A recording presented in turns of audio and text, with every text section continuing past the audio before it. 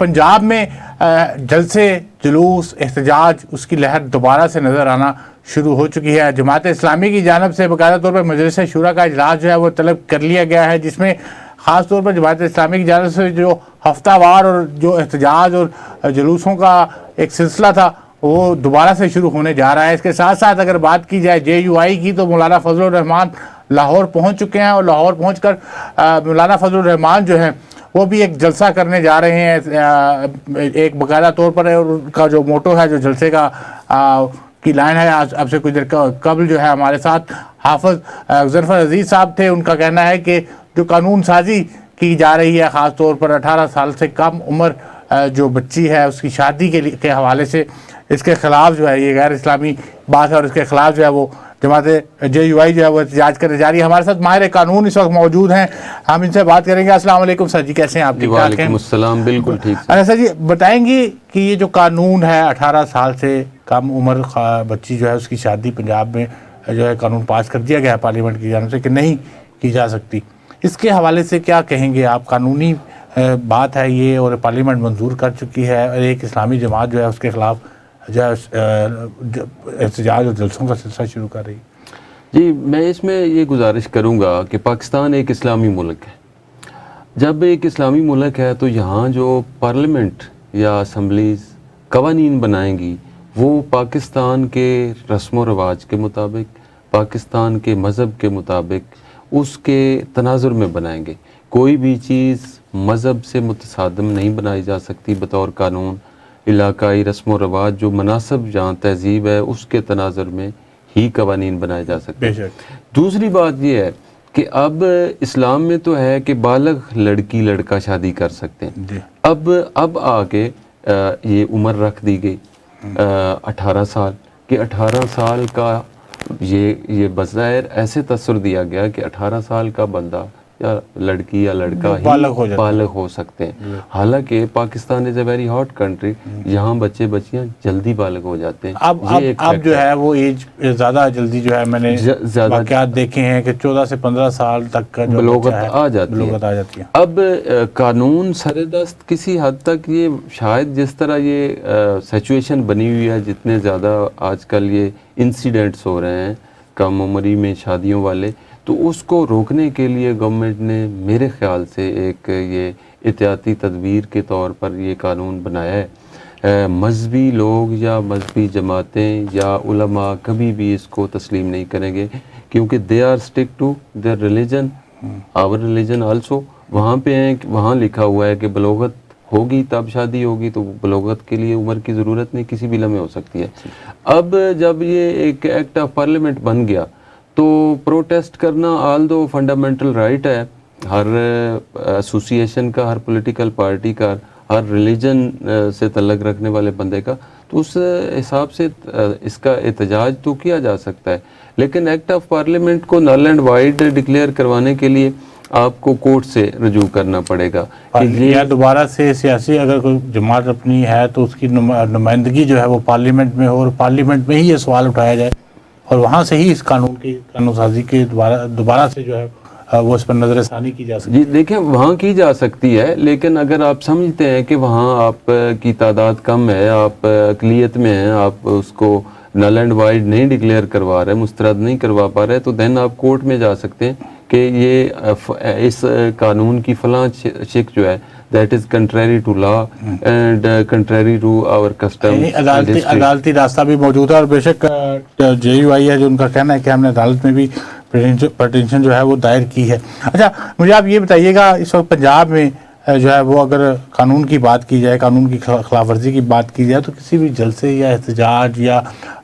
जैसे अभी JUI के रहनुमा ने बताया कि वो एहतजाज जो है वो हर सूरत करेंगे अगर ज़िला इंतज़ामिया इजाज़त देती है या नहीं देती, तो क्या इजाज़तनामा ज़रूरी है कानून के मुताबिक किसी भी जमात के लिए, चाहे वो मजहबी हो या सियासी हो, कि वो ज़िला इंतज़ामिया से इजाज़त ले और फिर जो है वो एहतजाज या जलसे का या सेमिनार का इनेकाद करे? देखिए, जो हमारे कवानीन है ना, उनके मुताबिक तो आपने कोई भी इस तरह का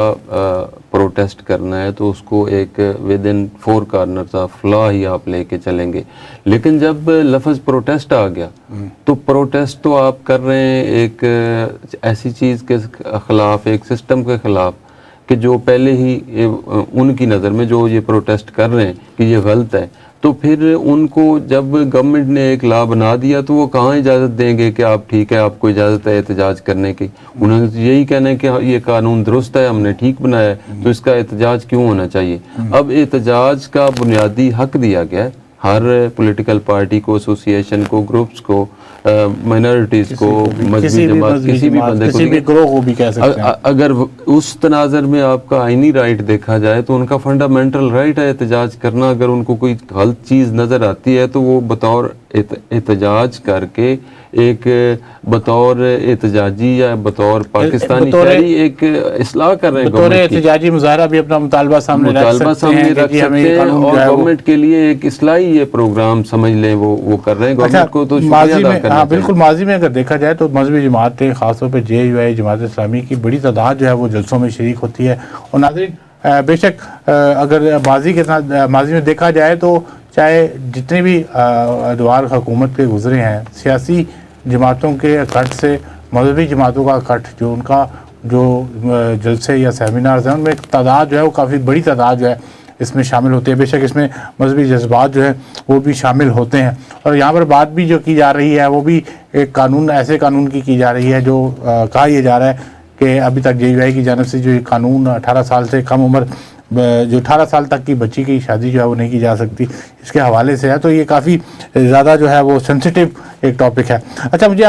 میں آپ سے یہ جاننا چاہوں گا, چونکہ آپ ماہر قانون بھی ہیں, کون سی دفعات ہیں وہ لگ سکتی ہیں اگر حکومت اجازت نہیں دیتی, حالات خراب ہیں, 144 لگا دی گئی ہے,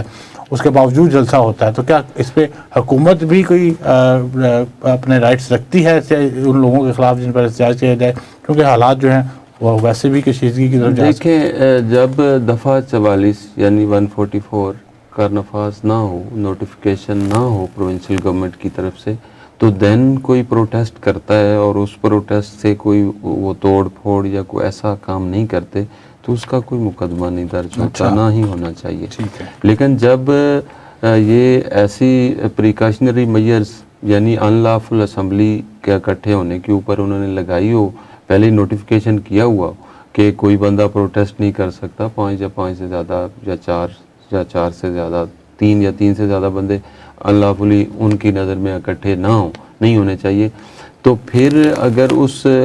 نوٹیفیکیشن کی موجودگی میں یعنی سادہ لفظوں میں میں کہتا ہوں سادہ لفظوں میں دفعہ 44 کی موجودگی میں اگر کوئی پروٹیسٹ کرتا ہے تو پھر گورنمنٹ اس کو ایک تو اس دفعہ کی وائیولیشن لگاتی ہے, اور باقی ساتھ توڑ پھوڑ یا تقاریر میں اگر وہ کچھ کہتے ہیں گورنمنٹ کو, موجودہ حالات ایسے نہیں لگتے کہ اللہ نہ خدا نہ خواستہ کوئی حالات جو ہیں وہ توڑ پھوڑ کی طرف جائیں. اچھا میں آپ سے یہ جاننا چاہوں گا کہ قانون کی اگر بات کی جائے تو اس سے قبل کا جو قانون ہے وہ کیا کہتا ہے؟ پاکستان میں جو قانون موجود تھا اس میں ترمیم اگر کی گئی یا اس کو دوبارہ کیا گیا, پہلا جو قانون تھا اس کے مطابق اس سے پہلے سر 16 سال تھی عمر. اچھا, خاتون کی عمر 16 سال تھی, وہ 16 سال تک کی لڑکی شادی کر سکتی تھی. اس سے پہلے وہ قانون تھا, لیکن اسلام میں تو بلوغت کی بات ہے, یہ ابھی انہوں نے 18 سال لیکن دیکھیے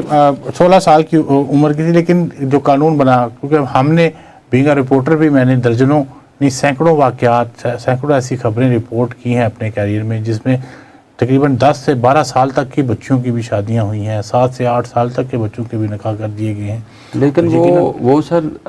ان کی ایکچول عمر یہی ہوتی تھی, لیکن لکھی ادھر جو وہ ان کا کانٹریکٹ ہوتا تھا یعنی نکاح نامہ, اس کے اوپر وہ لکھتے یہ 16 سال ہی تھے. 16 سال اور بالکل یہ قانون اس وقت کے بھی قانون کے خلاف ہے, اور ابھی بھی اگر یہ قانون بنایا گیا ہے تو ظاہری بات ہے ماہر قانون جو ہے وہ ہماری اسلامی نظریاتی کونسل موجود ہے, یقیناً انہوں نے کنسلٹ تو کیا ہوگا, کنسلٹ کر کے جو ماہرین ہیں, مذہبی رہنما ہیں, مختلف مکتبہ فکر کے لوگ ہیں, سب سے رائے لے کے انہوں نے یہ اسمبلی کے اوپر پلیس کیا ہوگا. تو لیکن پھر بھی اگر کوئی اس کے اوپر ڈفرینسز ہیں تو ان کو اسمبلی میں حل کیا جا سکتا ہے. جی بالکل ناظرین, جیسا کہ آپ نے جانا کہ ماہر قانون ہمارے ساتھ جو موجود ہیں ان کا یہی کہنا ہے کہ قانون جب بن گیا ہے اور اس کے قانون سازی خاص طور پر اگر کسی ایسے نقطے پر کی جائے جس میں اسلامی یا شرعی کی کوئی بات ہو تو اس میں اسلامی نظریاتی کونسل ہمارے پاس موجود ہے، ان سے رابطہ کیا جاتا ہے، ان سے مشورہ کیا جاتا ہے۔ اس کے ساتھ جمعیت علماء پاکستان موجود ہے، ان کے بھی بہت سے ایسے اسلامک پلیٹ فارم حکومت کے پاس موجود ہیں جن کے مشاورت کے بعد جو ہے ایسے قانون جو ہے وہ لائے جاتے ہیں۔ تاہم JUI کی جانب سے احتجاج کی کال جو ہے وہ اس وقت بالکل وہ اپنی ضد پر قائم ہے، وہ اپنی بات پر قائم ہے، وہ اپنی جلسہ اور سیمینار کرنے پر قائم ہے، جبکہ حکومت پنجاب کی جانب سے تاحال ابھی تک اجازت جو ہے وہ نہیں دی گئی۔ ضلع انتظامیہ کا کہنا ہے کہ جو محرم الحرام کے ایام ہیں وہ بھی اس وقت ان کی بھی پیش نظر جو ہے وہ اجازت کسی بھی قسم کے جلسے کی یا سیمینار کی نہیں دی جا سکتی، لیکن مولانا فضل الرحمان لاہور آ چکے ہیں اور ان کی طرف سے کارکنان کو اور اپنے جتنے بھی علاقائی قائدین ہیں، مرکزی رہنما ہیں، ان کو احتجاج اور سیمینار کی تیاریوں کا جو ہے وہ کہہ دیا گیا ہے۔ احتجاج ان کی طرف سے جاری ہوگا۔ اب دیکھنا یہ ہے کہ ضلع انتظامیہ اور جو یہ جماعت JUI ہے ان کی جانب سے احتجاج کی جو احتجاج یا سیمینار جو ہے اس کو کیسے نپٹا جائے گا۔ اس کے ساتھ ساتھ پنجاب میں اگر بات کی جائے تو آج بھی ساہیوال میں جماعت اسلامی کی جانب سے دھرنا اور جو جلوس جو احتجاج ہے اس کا سلسلہ شروع کر دیا گیا ہے۔ مجلس شورا جو ہے ان کی ہنگامی اجلاس جو ہے حافظ نعیم الرحمان صاحب کی جانب سے طلب کیا گیا ہے، اس میں بھی باقاعدہ طور پر جو احتجاج کا باقاعدہ طور پر سلسلہ جماعت اسلامی کی جانب سے شروع کیا گیا تھا، جس میں بجلی پٹرول کی قیمتوں میں خاص طور پہ IPs کے خلاف جو ہے وہ احتجاج ان کی جانب سے کیا جا رہا تھا۔ بے شک وہ بھی ان کے آپ سے کچھ دیر قبل جو ہے ان کے رہنما سے ہماری بات ہوئی تو انہوں نے بھی یہی کہا کہ یہ جو تمام چیزیں ہیں ان پر بحث کی جائے گی، انہی کو لے کر جو ہے احتجاج کا سلسلہ جو ہے دوبارہ سے شروع کیا جائے گا۔ اپنے میزبان زہیب کاظمی کو اجازت دیجیے، اللہ حافظ۔